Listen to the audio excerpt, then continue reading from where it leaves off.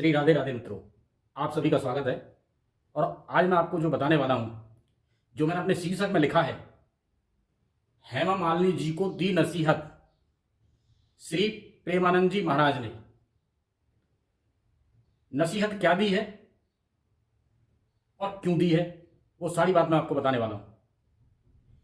पहली बात, श्री प्रेमानंद जी महाराज जो हैं वो एक आध्यात्मिक गुरु हैं। अब मैं आपको ये बताता हूं आध्यात्मिक कौन होते हैं, अध्यात्म का मतलब क्या होता है। हम जो सांसारिक जो लोग हैं, हम आध्यात्मिक नहीं हैं। आध्यात्मिक वो होते हैं जो काम, क्रोध, मोह, लोभ, ईर्ष्या इन सब से परे होते हैं, इन सबको खत्म कर देते हैं और सिर्फ अपने भगवान की भक्ति करते हैं। सुबह से शाम तक भक्ति करते हैं, जैसे कि हमारे प्रेमानंद जी महाराज हैं, जो सुबह से शाम तक श्री राधा राधा राधा राधा राधा राधा राधा राधा राधा राधा हर समय यही जप करते रहते हैं और लोगों को एक सतमार्ग पर चलने का तरीका बताते हैं। वो आध्यात्मिक होते हैं। हम जो सांसारिक लोग हैं, हम गुरुओं के पास क्यों जाते हैं? क्योंकि गुरु ही एक ऐसी जगह है हमारे जैसे लोगों के लिए जो हमें भगवान से जोड़ता है। समझे ना आप? गुरु ही भगवान से हमें जोड़ता है, क्योंकि हमारे बीच में एक बिचौलिया का काम करते हैं। हम उनको गुरु मानते हैं, वो हमें सतमार्ग पर चलाते हैं, सच्चे मार्ग पर चलाते हैं और वो हमारा परमात्मा से मिलन कराते हैं।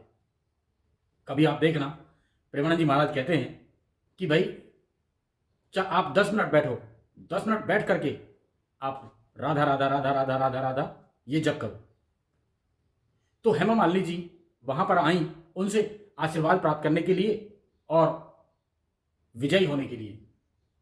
अब की बार वो दोबारा से एमपी का इलेक्शन के लिए तैयारी कर रही है।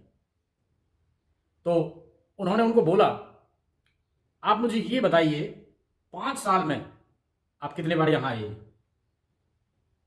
जो कि तुम्हारा कर्तव्य बनता है।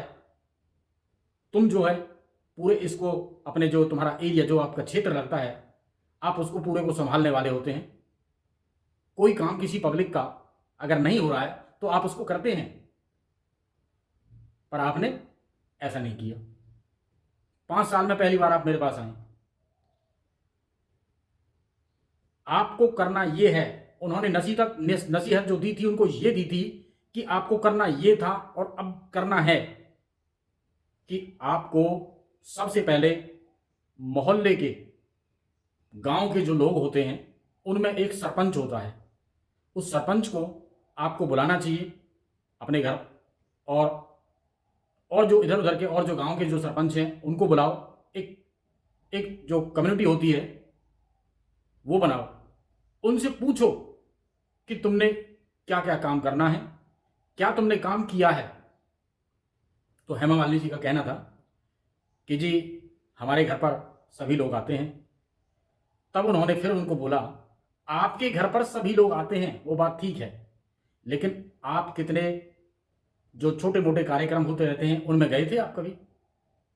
तो उनका कोई जवाब नहीं था और चुपचाप हाथ जोड़ के उनके सामने खड़ी रही। उन्होंने कहा, सभी को बुलाओ, क्षेत्र के जो भी अपने सरपंच हैं, जितने भी आपके एमएलए हैं, उनको सबको बुलाओ और उनसे पूछो तुमने क्या क्या काम किए हैं। जनता के साथ कदम से कदम मिला के चलोगे तो आपको कोई हराने वाला नहीं है। गुरु इशारे में बोलते हैं हमेशा, कभी भी ये किसी को नहीं कहते कि तू जा जीत जाएगा। बताइए, ये उन्होंने उनको नसीहत दी थी। वो परमात्मा से मिले होते हैं, उनको संपूर्ण ज्ञान होता है। और कोई जब बच्चा छोटा होता है, जब पैदा होता है, तो वो पैदा होते ही वो कोई बड़ा नहीं हो जाता, तुरंत नहीं लग जाता। वो पहले वो बच्चा घुटमन चलता है, फिर उसके बाद वो अपना खड़ा होना सीखता है, उसके बाद वो फिर उंगली पकड़ के चलना सीखता है। गुरु बिन ज्ञान सपने सुख नाही। तो भाई गुरु के बिना ज्ञान कहीं नहीं है, और जो बिना गुरु के बनाए ज्ञान बांटना शुरू कर देते हैं वो अधूरे होते हैं। तो उन्होंने उनको यही नसीहत दी थी। मेरा कोई कहना, जो मैंने शीर्षक अपना लिखा है उसमें कोई गलत नहीं लिखा है। आपके सामने उसको प्रस्तुत करना था, जो मैंने आपके सामने किया है। उन्होंने पूरा उनके सामने उनकी किताब खोल के रख दी कि आप कहीं नहीं गए, घर बैठे बैठे ही क्या आप बन सकते हैं एमपी, और आप एमपी बन जाओगे अगर आप इस तरीके से काम करोगे। सभी शहरों में जाओ, अपने इनमें गाँव के सरपंचों से मिलो, उनकी छोटी छोटी सभाएं बनाओ, सभाओं में आप जाओ, लोगों को बुलाओ, कोई समस्या तो नहीं है तुम्हें, उनके समाधान करो उनके लिए, और आपको विजयी हो जाए, इसको नहीं, कोई नहीं रोक सकता। तो मेरा यही है मित्रों इसमें कहने का। श्री राधे राधे।